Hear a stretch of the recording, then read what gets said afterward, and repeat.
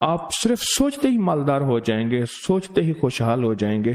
اس دعا کے مفہوم اور اس دعا کی تہ تک جب پہنچیں گے نا، میں صفا مروہ کر رہا تھا، حج تھا، میرا پہلا حج تھا، 2-3 حج کیے ہیں میں صفا مروہ کر رہا تھا، تو ایک درویش میرے ساتھ تھے۔ میں نے ان سے پوچھا، ایک مقدس عمل ہے، حالت احرام میں ہے، حج میں ہے، اولاد کے لیے کیا کیا جائے؟ تو مجھ سے کہنے لگے جتنی کوشش اس سے 100 گنا دعا، بہت زیادہ کوشش کی جائے، ان کے اخلاق، ان کے مزاج، ان کے دن رات پہ نظر رکھی جائے، کہ اس سے 100 گنا دعا کی جائے، اور اس سے 100 گنا دعا کہ اللہ بس میں نے اپنی محنت کر دی، میں بھی مخلوق، میری طرف دیکھ رہے نہیں دیکھ رہے، بارش ہو رہی ہے، خیال کرنا نور کی رحمت کی برکت کی، کہیں برتن اگر الٹا ہوا تو بارش کا قطرہ نہیں جائے گا، یا اللہ میں بھی مخلوق، میری اولاد بھی مخلوق، پہ اس پہ محنت کی، وہ بھی مخلوق، تو خالق ہے، تو چاہے گا تو ان کے اخلاق، ان کا رزق، ان کی عزت، ان کی تونگری، ان کے لیے برکت اور رحمت کے فیصلے ہوں۔ جتنی محنت کریں اس سے کتنے گنا؟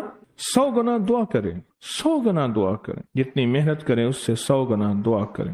اور ایک دعا میں اکثر بتاتا ہوں اور اس کے بہت نتائج ہیں، رب جعلنی کے بعد ربنا حب لنا من ازواجنا وذریاتنا قرۃ اعین واجعلنا للمتقین اماما۔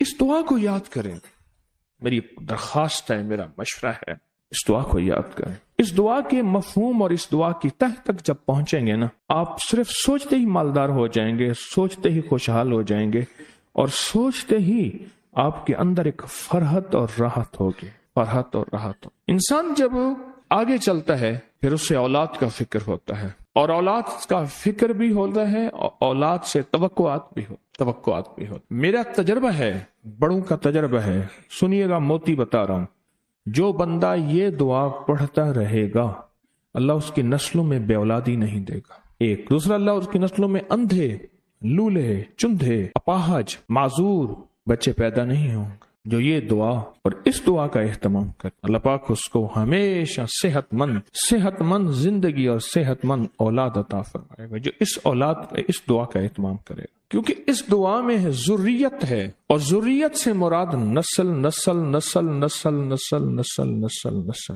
یاد رکھیے گا۔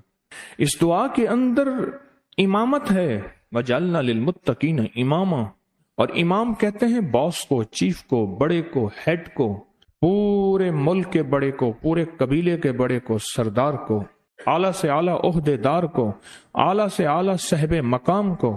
آپ اس دعا کی صرف تہ تک پہنچیں گے، اس کو پڑھ کے اس کے مفہوم پہ دیکھیں گے نا، آپ کا دل وہی خوش ہو جائے گا، اور دل کے اندر ایک اطمینان ہوگا۔ پھر نماز واحد چیز ہے جس کے اندر پڑھی جانے والی دعائیں قبول ہیں۔ نماز کے بعد دعا قبول ہوتی ہے، تو نماز کے اندر جو پڑھی جائے گی اس کی کیا طاقت ہوگی، اس کی کیا قوت ہوگی؟ جو نماز کے اندر پڑھی جا رہی ہے اس کا مقام کیا ہوگا جو نماز کے اندر پڑھی جا رہی ہے، نماز کے اندر پڑھی جا رہی ہے۔ پھر اس دعا کے اندر بے اولادی کا علاج ہے، جن کی اولاد نہیں ہے اگر وہ مستقل پڑھتے رہیں تو اولاد دے گا تو اللہ پھر انہیں امام بنائے گا، اولاد دے گا تو آنکھوں کی ٹھنڈک بنے گی، کیا خیال ہے؟ اولاد ہوگی تو ذریت یعنی نسلیں آگے بڑھیں گی۔ کچھ دعائیں ایسی ہوتی ہیں، کچھ عمل ایسے ہوتے ہیں جن کی گہرائیاں اور جن کی بہت زیادہ گہرائیاں ہمیں اور ہماری نسلوں کو مالا مال کرتی ہیں، ہمیں اور ہماری نسلوں کو مطمئن کرتی ہیں، ہمیں اور ہماری نسلوں کو بہت عروج تک لے جاتی ہیں۔ ہمیں بعض اوقات احساس نہیں ہوتا، چھوٹی سی دعا ہوتی ہے اور وہ قبولیت کی گھڑی ہوتی ہے اور وہ فیصلے کروا دیتی ہے۔ چھوٹا سا عمل ہوتا ہے، قبولیت کی گھڑی ہے، فیصلے کروا دیتا ہے۔ اس ویڈیو کو لائک اور شیئر کریں، یوٹیوب چینل کو سبسکرائب کریں، اور روزانہ زیادہ سے زیادہ سبسکرائب کروائیں۔ آپ دوسروں کے لیے صدقہ جاریہ بنیں گے، اللہ پہلے آپ کے دکھ ڈالے گا۔